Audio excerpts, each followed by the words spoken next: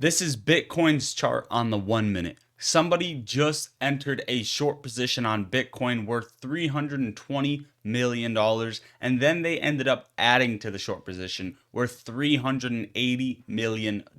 We are even seeing people actively publicly going out to hunt this short position, and what that would mean is a possible short squeeze scenario. And I want to talk about this in today's video. I think it's more of a relaxing video to talk about. This is very interesting. We're dealing with a lot of money here, and we're going to talk about some possible outcomes. Obviously, at the end of the video, I will touch briefly on the market, and there are actually some interesting things falling into place, as well as some catalysts next week. And then I'll give you your daily dose of hopium towards the end in just a little bit of a Twitter post that I found. So first things first, hope you guys all enjoyed your weekend. Happy Sunday. God bless all of you. Let's talk about this short position on Bitcoin. So the short position is on Hyperliquid. It's valued at $376 million, and this is a 40x leverage position. Now, this is a huge position with huge risk appetite, and it almost seems set up, and we're going to talk about it. We are seeing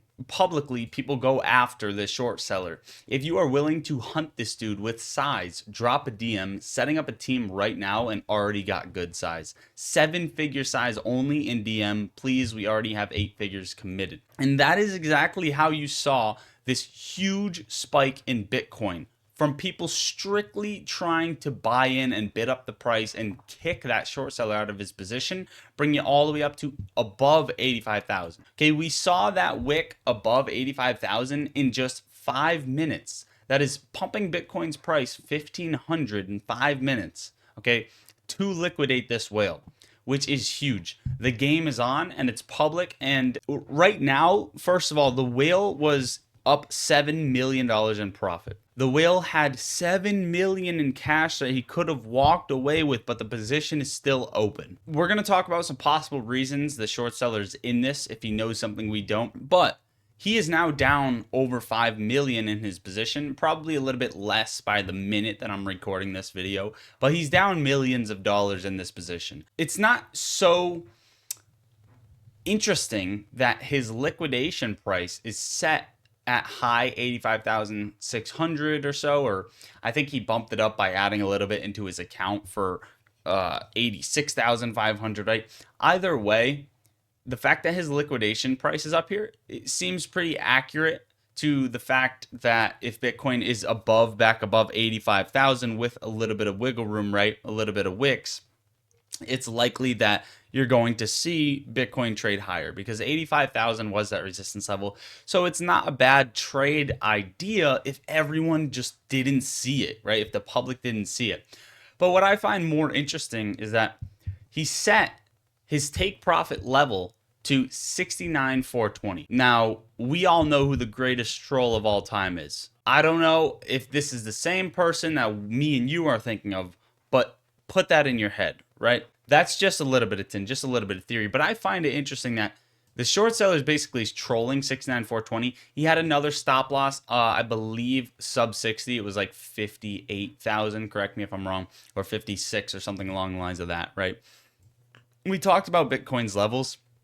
The first range is between 77, which we already got, and then 73. Now the 73K wick down, everybody's calling for, and if we get to that range, you're probably going to see lower just because everyone's calling for that. So if market makers, if institutions really want to freak people out, you're probably going to see a crack at 73, everyone buy in, and then it actually flush lower to 66, 65, and then the next support is between 56 and 54, right? And that is, I believe, somewhere around the range where he has a second stop loss. So this is very interesting. I find it more interesting, not his liquidation levels, but where his take profits are. Now, whoever put this Bitcoin short is close to being wiped out or got close, right? I mean, that's pretty damn close to risk $300 million worth. That's not, I mean, this isn't money to play with. It's probably 12 million range, right? Because he's on 40x leverage or something along the lines of that, right? My math off the top of my head might not be, exact or even close. Correct me if I'm wrong. But he's either a huge gambler which is just the obvious reason, right? He's a trader, he's a huge gambler with tons of money. Or he knew something and timed the trade wrongly. I don't know. He knew something, timed the trade wrongly. Okay. Third scenario, either he has set up a bait in the market, i.e. holds a massive long position and is willing to lose 12 million to trigger a big short squeeze, which is very possible. Let's not forget about a huge amount of Bitcoin call options with the strike at 100K and above expiring the 28th of March. If we get this liquidation and we start squeezing, you're likely to get to those levels, in my personal opinion. And then past those levels, you're likely to get a gamma squeeze. And that would be, again, prior to March 28th. So prior to the end of the month, you could be seeing a short squeeze. Now, I'm going to give you a couple of scenarios. First, a little bit of tin. I mean, this could be super deep tin, right? I mean, this is like brain rot tin that I'm about to tell you. And I'm not saying that this is the case, so please don't come in the comments. I'm not even... Some people... But the 69,420 stop loss, and then GameStop potentially buying Bitcoin, right? Shorting it down with that stop loss as a troll for the market to see, potentially giving GameStop a good price to buy in at if we flush, and then buy in and announce it on earnings along with the catalyst that we're about to see would be interesting. Now, it's not even that. So putting the tin aside, I find it weird where his stop losses are. I find it interesting where his liquidation price is and how it's so close. But I also find it interesting that somebody sold over $30 million worth of MSTR calls 7 minutes before the close on Friday. Okay, so somebody sold all of these calls on MSTR. If you don't know what that means, it's bearish, right?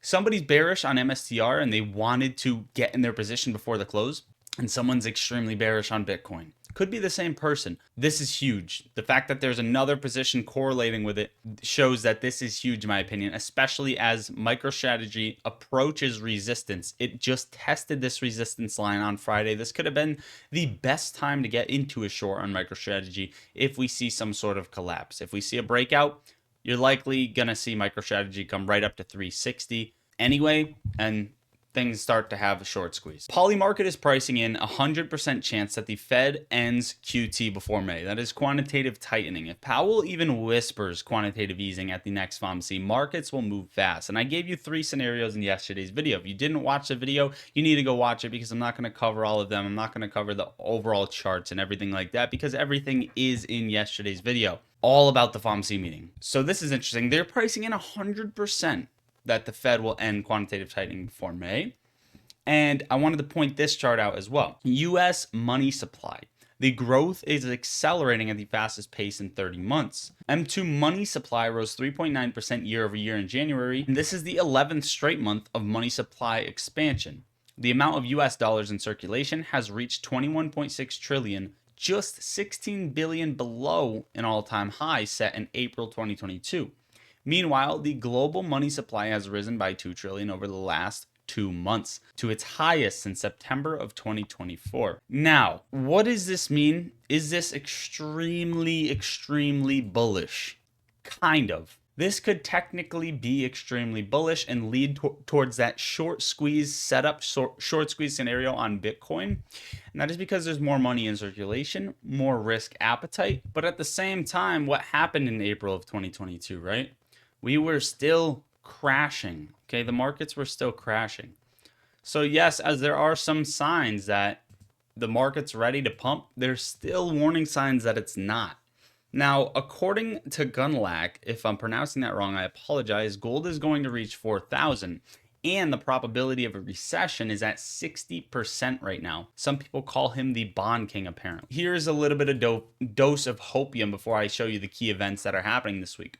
GameStop, Japan, and the short squeeze setup nobody's ready for. Perfect storm is brewing around GameStop, and most people don't even see it. Between Japan's rate decision, GameStop earnings, and over-leveraged shorts, the conditions for a massive volatile event are in place. Key dates lining up. March 17th is St. Patrick's Day. We saw Roaring Kitty, the meme, where he's doing the cheers, and that could potentially have been the bottom and for the SPY, causing short squeezes across the board, just potentially. March 19th, we also have Japan's rate decision. The Bank of Japan could raise rates on March 19th. March 25th, GameStop has earnings. If GameStop surprises with profits, a buyback, a dividend, or even a recall, shorts will be in trouble. And then we are going to talk about why the carry trade matters for GameStop. Wall Street has been borrowing cheap yen at near zero interest rates to fuel their naked shorting. They expected Japan's rates to stay low forever. Now, I'm not going to 1000% agree with this post, but it's kind of got the right idea.